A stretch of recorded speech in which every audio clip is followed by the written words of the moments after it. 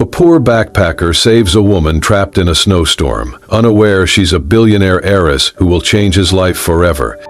Do not fall asleep. If you fall asleep now, you might never wake up. I am so cold. Please do not leave me. The wind screamed through the trees, whipping snow in every direction like a blinding white curtain. Jack stumbled forward, his scarf frozen stiff against his face, boots crunching through the knee-deep drifts as he fought to stay upright. His hands were numb, and every breath burned in his lungs. He should have stayed in his tent, but something in the distance had caught his eye. An odd shape just off the mountain pass, and now he was sure. It was a car. Half buried in snow, turned on its side, one headlight still faintly glowing through the storm. Jack's heart pounded as he reached it, brushing away the layers of snow covering the driver's window. Inside, he saw her. A woman slumped over the steering wheel, her face pale, her lips tinged blue. Blood trickled from a cut on her forehead. She wore a luxurious winter coat, though now soaked and clinging to her like a shroud. Her hand hung limp from the wheel, a diamond bracelet glinting faintly in the fading light. Jack pounded on the glass. "Hey, can you hear me? Miss?" No response. Without hesitation, he reached into his backpack, grabbed his multi-tool, and pried at the door until it gave way with a groan. Frigid air poured in. Jack crawled inside, reached for her wrist, weak pulse but still there. He looked around. No other passengers, just her. He slid his arms beneath her and pulled gently. She moaned faintly but did not wake. He cradled her against his chest and carried her through the snow, slipping and staggering under her weight. The cold bit deep, but he did not stop. His tent was half a mile away, downhill, sheltered between two ridges. He reached it minutes later, breathless and shaking. He shoved open the flap and laid her carefully on his sleeping bag. The tiny stove was already lit, barely keeping the air inside above freezing. He stripped off her wet coat, then wrapped her in the dry blankets and his thickest jacket. He rubbed her hands, then her arms, trying to coax warmth back into her limbs. "Stay with me," he murmured. "You hear me? Stay with me." Her eyelids fluttered, just slightly. She whispered, barely audible, "So cold." Jack reached into his emergency kit, found the heat packs and activated them. He slipped them into her clothes, near her core, behind her neck, under her arms. Then he hesitated only a second before unzipping his own coat and slipping into the sleeping bag beside her, wrapping his arms around her trembling form. "It's okay," he said quietly, his lips near her ear. "You're safe now. I won't let anything happen to you." Outside, the wind howled on, relentless. Hours passed. Jack kept checking her breathing, her pulse, her color. She stirred occasionally but never woke fully. He rationed his water, melted snow to keep her lips damp, kept the stove alive with dry twigs he had stashed days ago. The storm showed no signs of slowing. He could not help but study her face. Delicate, high cheekbones, long lashes, the kind of beauty that did not belong to these brutal mountains. Who was she? What was she doing out here alone? There were no answers, only the storm and her shallow, precious breaths. In the darkest part of the night, she opened her eyes. Only for a second, but in that second she met his gaze, her lips parted. "You saved me." Then her eyes closed again. Jack swallowed the lump in his throat. "Yeah," he whispered. "But you're going to have to save yourself, too. I'm not letting you die out here." He held her tighter, feeling the warmth beginning to return to her skin. Outside, the storm roared. But inside the tent, for now, there was a flicker of hope. When she finally woke again, it was morning. The storm had passed, leaving the world outside silent and heavy with snow. The sun filtered weakly through the tent's flap, casting a pale light across her face. Jack was crouched nearby, boiling water over the tiny camp stove. Her voice was soft and hoarse. "Where am I?" Jack turned quickly. "Hey, you're awake." She blinked, confused. "Who are you?" "Jack," he said. "I found you. Your car was flipped over on the mountain road. You were half buried in snow." She looked down, seeing layers of unfamiliar clothes and blankets wrapped around her. Her fingers twitched. "You saved me?" "I guess so," he replied, handing her a small tin cup of warm water. "You've been out for nearly 2 days. You had a fever last night. Do you remember anything?" She took the water, her hands trembling slightly as she drank. Her face was pale, her forehead still bruised and swollen, but her eyes were more alert now. "My name is Claire," she said after a moment. "I think I was driving. There was a deer. I swerved. The car must have rolled. My phone, it wasn't working. That storm knocked out every signal tower up here," Jack said. "I couldn't get a call out either. We're pretty far from everything." Claire looked around slowly. The tent was cramped but dry. Simple gear was neatly stacked in the corners, and she was resting on layers of blankets and sleeping bags that clearly belonged to him. Everything smelled faintly of pine, smoke, and cold air. "You've been out here with me the whole time?" Jack nodded. "I didn't really have a choice. You were too weak to move, and I couldn't carry you far. Figured it was safer to wait it out here." Something in her chest tightened. "Thank you." Jack shrugged. "Don't mention it. Just glad you're okay." For the next couple of days, they stayed in the tent as snow blocked any chance of travel. Jack made simple meals from his supplies, canned beans, instant noodles, dried fruit, and shared everything with Claire. He made jokes to lighten the mood, taught her how to warm her hands properly, even gave her his only pair of thick socks when hers were still wet. Claire, used to silence and sterile luxury, found the rugged rhythm strangely comforting. She asked about his travels, and he told her about the towns he had passed through, the people he met, the mountains he had climbed. In return, she offered only bits and pieces about herself, careful, vague, enough to keep things light but never too revealing. But there was something in his presence that made her feel safe, not just physically, but deeply, quietly safe, like she could breathe. On the third night, the wind returned, not as fierce as before, but still sharp and moaning through the trees. Jack noticed Claire shivering, despite the layers of blankets. "You cold again?" he asked. She nodded, her voice barely audible. "A little. My head hurts." He moved closer, checking her forehead. It was warm, too warm. "You've got a fever again," he muttered, worry darkening his face. He lit the stove, boiled more water, gave her a painkiller, but her body kept trembling. Her breath grew shallow and her skin flushed. "We can't let your temperature keep climbing," he said. "This is going to feel weird, but it's the only way I know to bring it down." She opened her eyes slowly. "What do you mean?" Jack zipped open the sleeping bag. "Direct body heat. I've done it before during mountain rescue training. You just have to trust me." She hesitated only a second. Then she nodded. Jack climbed into the sleeping bag beside her, wrapping his arms around her carefully, his larger frame curling protectively around hers. His body was warm, steady, and she instinctively pressed closer. He spoke softly, calming her breathing. "You're going to be all right. Just stay with me." She closed her eyes again, but this time not from weakness, from comfort. Outside, the snow fell quietly once more. Inside the tent, two strangers shared warmth not just from the cold, but from something deeper, something that, though unspoken, had already begun to grow. The distant hum of a helicopter broke through the silence on the fifth morning. Jack stepped out of the tent, shielding his eyes from the sun's glare as it reflected off the snow. A search team in bright orange parkas emerged from the trees, waving and shouting as they approached. Claire was still weak but conscious, bundled inside the tent with fresh tea in her hands when they arrived. "We've been looking for you for days," one of the rescuers said, kneeling beside her. "Your family's been going out of their minds." Jack stood a few feet away, watching as they examined her, wrapped her in thermal blankets, and placed an oxygen mask gently over her face. Claire kept glancing at Jack, wanting to say something, but everything moved too fast. She was lifted into the chopper before the words could leave her lips. All she managed was a final look back, her eyes locked with his, full of something raw and unspoken, and then she was gone. Jack stood in the snow, hands shoved into his jacket, the sudden silence around him louder than the storm had ever been. Claire woke 3 days later in a hospital suite, with large windows and the scent of lilies in the air. Her body ached, but her memory had begun to return in vivid flashes. Trees, ice, headlights, the crash. She was Claire Rowan, heiress to the Rowan Group, one of the largest luxury development conglomerates in the country.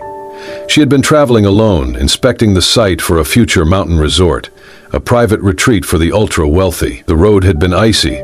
The deer had appeared from nowhere, but those memories faded into insignificance next to one face, Jack. The man who had found her in the snow, given her warmth, protected her without ever asking who she was or what she had. He had saved her life, and then she had disappeared without a word. Her heart felt heavy with guilt, and something else, something deeper. A week later, Claire sat in her office high above the city, surrounded by glass, chrome, and endless emails. Her assistant, Maya, stepped in, holding a tablet. "Investors are asking for your statement on the Aspen project. They want to reschedule." "Not now," Claire said sharply. "I need you to do something else." Maya hesitated. "What is it?" "I want you to find someone." Maya blinked. "Okay, who?" Claire turned her chair toward the window, voice softer now. "His name is Jack. I do not know his last name. He is a backpacker, probably mid to late 20s. He saved me after my accident. He was camped near Ridge 6 off the Western Trail." "That is not a lot to go on." "I know," Claire replied, "but I need to find him." The next few days became an obsession. Claire skipped meetings, ignored calls, even missed a private gala her mother insisted she attend. She reviewed every search report from the rescue team, cross-referenced park permits, spoke directly to mountain rangers. Maya watched with concern. "Claire, people are starting to notice." "Your father, let them notice," Claire interrupted, frustration flickering in her voice. "They were not the ones lying in the snow, freezing, about to die. He was. He was there." She paused, her voice trembling. "And I never even said thank you." That night, she sat alone in her penthouse, wrapped in a blanket, staring out at the glowing skyline. Her eyes brimmed with tears she had not let fall in public. "If I do not see him again," she whispered into the quiet, "I will regret it for the rest of my life." Behind her, Maya quietly stepped out of the room, determination on her face. She would find him. For Claire, and for the quiet truth everyone could see, this was not just about gratitude. It was love. Growing quietly beneath snow and silence, now burning too bright to ignore, Jack had returned to the road, his backpack once again slung over his shoulders, boots caked with dust and snow, moving from town to town like he always had. But nothing felt the same. The mountains were still beautiful, the silence still soothing, but his mind kept drifting back to that storm, to the woman with trembling hands and soft eyes who had whispered her name like it was all she had left. Claire. He did not know her last name, had no way to reach her, no idea if she even remembered him, but her memory clung to him like the lingering cold of that night, refusing to fade. One afternoon, just outside a small mountain town, Jack was eating a simple lunch on a bench when a black SUV pulled up in front of him. Two well-dressed men stepped out, their suits pressed, their eyes cold. "Jack?" one of them asked, though it was not really a question. Jack nodded slowly, his guard already rising. "Who's asking?" The man handed him a sleek envelope. "A token of appreciation for what you did." Jack frowned and opened it.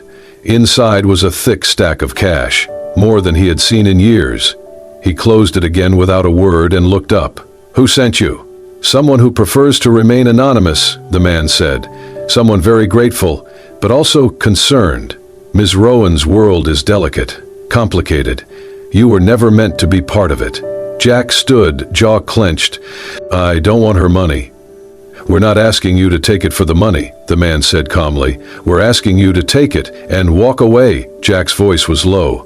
"Tell whoever sent you, keep the money, and stay out of my life." He tossed the envelope onto the bench and walked away. But the men didn't stop watching. In the days that followed, Jack noticed things. A man with a camera pretending to read a newspaper.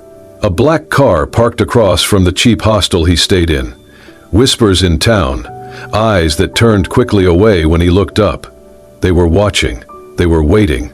And then, one evening, as he made his way through a narrow side street after picking up supplies, they struck. 3 men stepped out from behind a delivery truck, blocking his path. One of them cracked his knuckles. "You were warned," he said. Jack turned, but another stood behind him. He barely had time to brace himself. A fist slammed into his gut, another caught his jaw. He stumbled, caught off guard, tried to fight back, but they were too fast, too practiced. He hit the pavement hard, blood on his lip, hands scraping against the gravel. "What does a guy like you think he's doing?" one hissed, grabbing Jack by the collar. "You think you belong with her?" Then came the screech of tires. A silver car skidded to a halt just feet away. The door flew open and a woman leapt out. "Stop!" Claire's voice cut through the air like a blade. "Get away from him!" The men froze. Claire ran to Jack, dropping to her knees beside him. Her designer coat fluttered in the wind, but she did not care. Her hands cradled his bruised face as she looked up at the men, fury blazing in her eyes. "Touch him again," she said through clenched teeth, "and I will destroy everything you work for." They hesitated, then stepped back. Jack coughed, blood on his lip, staring at her in disbelief. "Claire?" She nodded, eyes already welling. "I found you." She pulled him into her arms, trembling. "I'm so sorry. I didn't know they'd do this. I've been looking for you everywhere." Jack, still dazed, let her hold him. Her warmth was familiar, real. Claire whispered, "I should have told you who I was. I was scared, but I'm not running anymore. I'm here. And I'm not leaving without you." And for the first time since the snow melted, Jack felt something he had not felt in weeks. Safe, wanted, home. Snow fell again, thick and heavy, swirling through the air like a memory repeating itself. Claire dropped to her knees in the alley, her arms wrapped tightly around Jack's battered body, her tears hot against the icy wind. Blood ran from a cut on his cheek, smearing against the sleeve of her designer coat, but she did not care. "I'm here," she whispered over and over, her voice cracking with emotion. "I'm here, Jack. I found you." Jack, still catching his breath, stared up at her in disbelief. Her hair was damp with snow, her cheeks flushed from the cold and panic, but her eyes were the same ones he had watched flicker open inside that tent, and they were filled with fire. The men who had attacked him took a step back, uncertain now. Claire turned slowly, her voice rising with fury. "Who gave you permission to touch him?" she shouted, her words sharp and deadly. "Who told you to hurt the man who saved my life?" They stood in silence, the storm howling around them. "I don't care if my father ordered it or the board or anyone else," she continued, her voice trembling with rage. "If I ever see any of you near him again, I swear on my name. I'll walk away from my family, from everything forever." No one moved. No one spoke. Claire turned back to Jack, brushing his hair gently from his forehead. "I'm sorry," she whispered again. "I should have come sooner. I should have protected you." Jack sat up slowly, his body aching. You remembered everything?" She nodded, eyes glistening. "Yes. I remembered the car, the snow, the crash. I remembered your voice telling me not to sleep. I remembered your arms around me, keeping me alive." Jack looked at her, his voice low. "And when you remembered who you were, did you remember who I am too? Just a backpacker? Just a nobody?" Claire leaned in closer, cupping his face with both hands. "You are not a nobody. You are the man who showed me what it means to be safe, to be seen. You gave me something no amount of money ever could, your heart." Jack blinked, unsure what to say. Claire took his hand in hers. "I don't care about the world outside. Let them talk, let them judge. I'm not giving you up." He held her gaze, heart pounding beneath the bruises. "You're not scared of what comes next?" "I'm terrified," she said softly. "But I'm more scared of never feeling the way I feel when I'm with you." Jack swallowed hard. "Then let's do it." "Do what?" "Face it, together, all of it." Claire smiled through her tears. "Together." They helped each other up, still holding on, as the snow continued to fall around them. The men who had attacked Jack slowly retreated, melting into the storm. Claire didn't even look at them again, because in that moment there were only two people who mattered. Two hearts, bruised but beating, wrapped in each other's arms, standing firm against a world that had tried to tear them apart. Let them whisper, let them doubt. They had found something rare, and they were not letting go. The headlines came fast and loud, plastered across newsstands, homepages, and social media feeds like wildfire. Heiress and her hero, billionaire Claire Rowan, linked to mysterious backpacker. Cinderella in reverse. Rowan heiress chooses love over legacy. Jack who?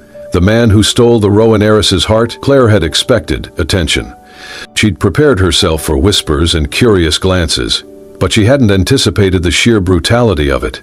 The media circus became suffocating. Reporters camped outside her building day and night. Paparazzi chased her car through the streets like predators, their flashes constant, their voices invasive.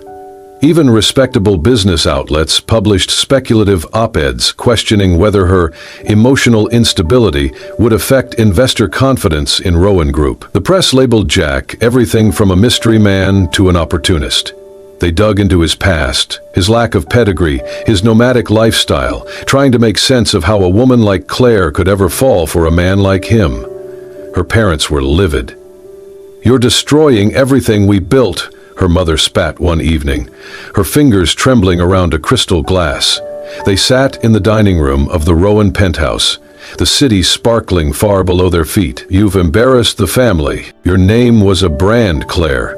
Now it's gossip fodder." Her father's disappointment was quieter but sharper. "You're not just our daughter, you're an executive, a leader.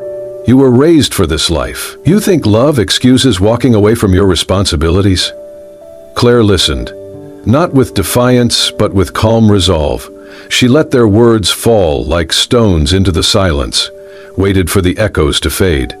Then softly but firmly she said, "If I have to choose between the fortune you built and the man who saved my life, I choose him."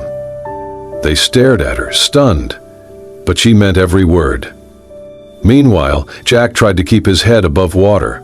The city, the media attention, the lavish events, they were not his world.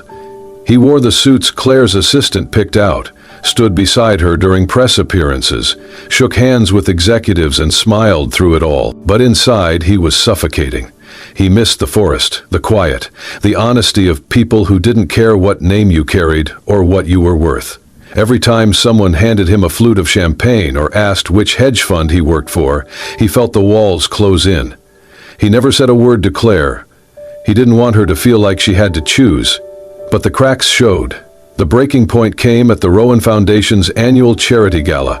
The ballroom was a masterpiece of elegance. Chandeliers glittering overhead, gold-edged menus, an orchestra playing softly in the background. Claire wore an emerald green gown that shimmered like starlight when she moved. She looked every bit the heiress, every bit the woman they wanted her to be. Jack stood at the edge of the room, watching as she mingled with donors, laughed politely at jokes, posed for photos. She was brilliant, gracious, untouchable. Someone approached him, holding a glass of scotch. "Which firm are you with again?" the man asked casually. "You look like Westmont, or maybe one of those boutique startups." Jack didn't answer. He couldn't. He turned, walked toward the exit, slipped out the side door, and kept walking. The rain had started falling, soft, misting down like sorrow. Jack loosened his tie, shoved his hands into his coat pockets, and walked down the empty street, each step heavier than the last. He felt foolish, out of place, like a ghost in someone else's dream. Claire noticed his absence almost immediately. She searched the ballroom, her smile fading as she scanned the crowd. When she learned he had left, she didn't hesitate. She ran. Out into the rain, the silk of her gown clinging to her legs, her heels clicking on the slick pavement. Her hair was already soaked, mascara streaking down her cheeks, but she didn't care. "Jack!" she cried, her voice breaking the stillness. He turned, startled, his heart clenched at the sight of her, drenched, breathless, radiant even through the storm. "Claire, what are you doing?" he asked, his voice barely audible over the rain. She stopped in front of him, panting. "You walked out." "I don't belong there," he said simply. "In your world." She shook her head, tears mixing with rain. "Don't you get it? I don't want that world without you. I'd give it all up if I had to."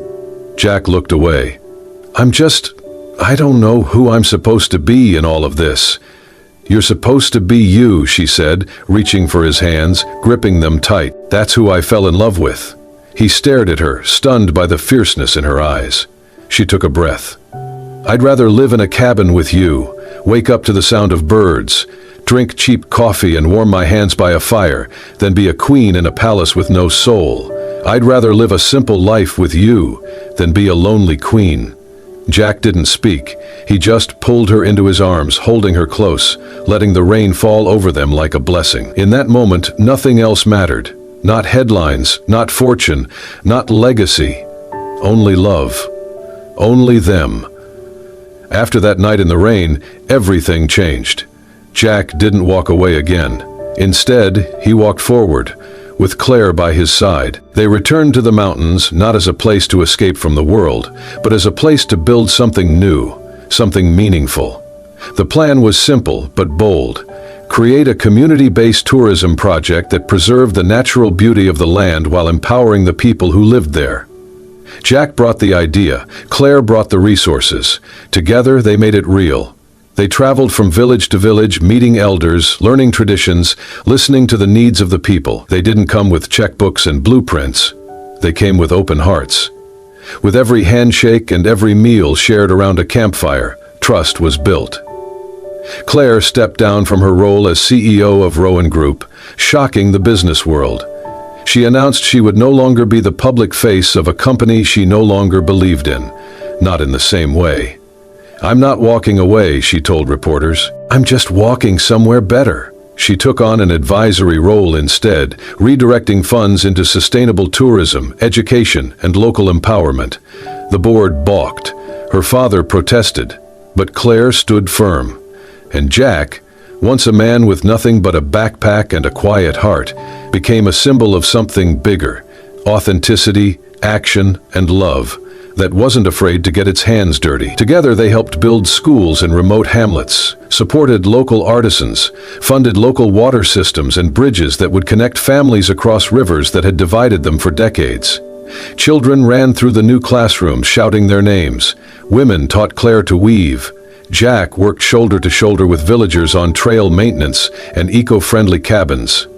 The project, officially called Pathway North, was more than development. It was a movement. Months passed, and the mountains bloomed again with wildflowers. Festivals returned. Spirits rose. Hope, once buried beneath snow and hardship, bloomed like the first crocus in spring. And then came the festival. It was a celebration of culture, of harvest, and of new beginnings. In the heart of a highland village, surrounded by terraced fields, bonfires were lit and drums echoed into the night. Colorful banners swayed in the wind. Children danced in circles, their laughter rising into the stars. Jack stood near the center of the village square, heart racing. Claire stood nearby, barefoot on the packed earth, hair braided with strands of red thread given to her by local girls. Her face glowed in the firelight. She had never looked more radiant, more alive. As the beat of the gongs slowed, and the village elder raised his hand for silence, Jack stepped forward. He turned to Claire, took a deep breath, and dropped to one knee. The crowd gasped. Claire's hands flew to her mouth. "I never thought I'd find you," he said softly, voice carrying through the hush. "And then, in the middle of a storm, I did. You changed my life in ways I didn't know were possible. You showed me that love doesn't need a palace, it just needs truth." He pulled out a small box. Inside was not a diamond, but a simple silver ring, etched with the shape of a lily, the flower that bloomed where they had first met. Claire's eyes filled with tears. "Will you keep building this life with me?" Jack asked. "Will you marry me?" She knelt down beside him, laughing through the tears, and threw her arms around his neck. "Yes," she whispered. "Yes, 1,000 times yes." The crowd erupted into cheers. Gongs rang out. Fireworks lit the sky, humble, homemade bursts of color that shimmered above their heads. And in that mountain village, far from the towers of power and the noise of the world, two hearts beat as one. Their love had survived storms, secrets, and scars. Now, it was ready to grow roots. 1 year later, the snow fell softly over the treetops, blanketing the mountain like a silent lullaby. The forest lay still beneath the weight of winter, each branch gently bowed with fresh powder. Nestled deep in that peaceful wilderness, a small wooden cabin stood warm and glowing, smoke curling from the chimney like a ribbon unfurling into the crisp silver sky. Inside, the air was thick with the scent of pine, firewood, and cinnamon tea. A soft golden light flickered from the fireplace, dancing across the wood-paneled walls and casting shadows that stretched and swayed like memory. Claire sat curled in an armchair close to the fire, her legs wrapped in a thick wool blanket, a notebook resting on the gentle curve of her growing belly. One hand held a pen, the other absently rubbed slow circles over the fabric stretched across her middle. She wrote slowly, carefully, her brow furrowed in thought. These words were not for the world, not for headlines or boardrooms.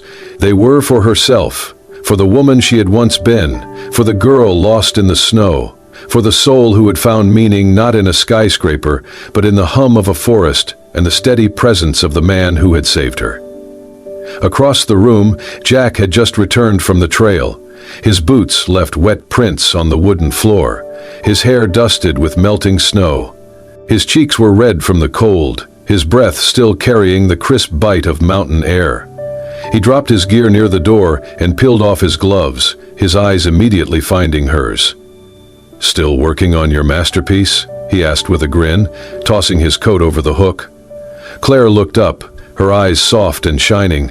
"I'm trying to tell it right, not just what happened, but what it meant, what it changed." Jack walked over, his steps quiet, reverent.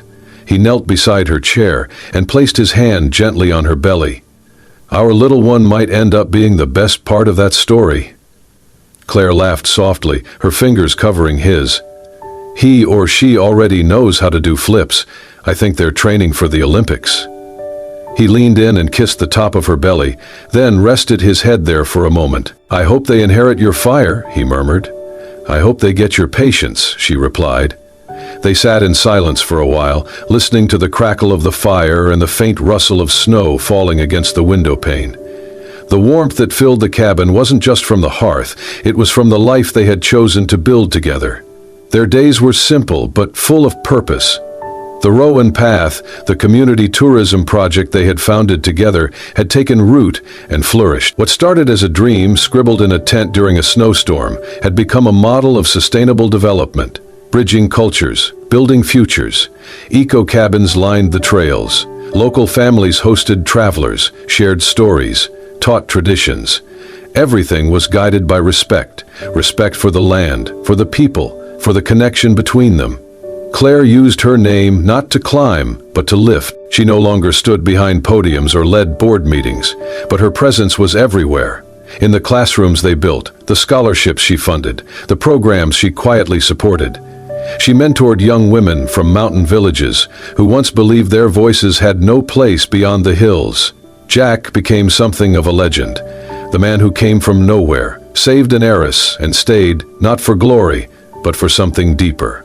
He taught survival skills, led treks for at-risk youth, showed them how to find strength in themselves and in the wilderness that surrounded them. One evening, as snow continued to fall in thick, gentle flurries, Claire rested her head on Jack's shoulder. Her fingers traced small circles on his sleeve, the firelight warming their skin. "Do you remember the first night we met?" she asked softly. "In the storm?" he said with a smile. "Hard to forget." "I thought I was going to die," she whispered. "I remember thinking, well, this is it. But then I heard your voice." Jack turned toward her, brushing a strand of hair from her cheek. "And you didn't give up." "You didn't let me," she said. "You saved me." He paused, his voice low. "Funny, I used to think I was just passing through your life, like a gust of wind, here for a moment, then gone." Claire lifted her hand and laced her fingers with his. "But you weren't." Jack leaned his forehead against hers. "You were the home that made me stay." They stayed like that for a long while, two souls tangled in the peace that only love could bring. Outside, winter whispered its lullaby once more, but inside, there was only warmth, only light. only the soft beating of hearts preparing to welcome a new one. And though the world beyond their window lay frozen, spring had already begun inside their little cabin, quiet, unwavering, and eternal. And so, from a snowstorm that nearly stole a life, to a love that rewrote destiny, Claire and Jack's journey reminds us that sometimes, the people we least expect become the ones who change everything. Not with wealth, not with status, but with warmth, courage, and the kind of love that melts through every storm. They were from two different worlds, but their hearts spoke the same language. If this story touched your soul, made you believe again in unexpected love, second chances, and the quiet beauty of a simple life, then don't keep it to yourself. Be sure to like, subscribe, and hit the bell icon so you never miss another story that stirs your heart. Welcome to Soul Stirring Stories, where every story is a journey home.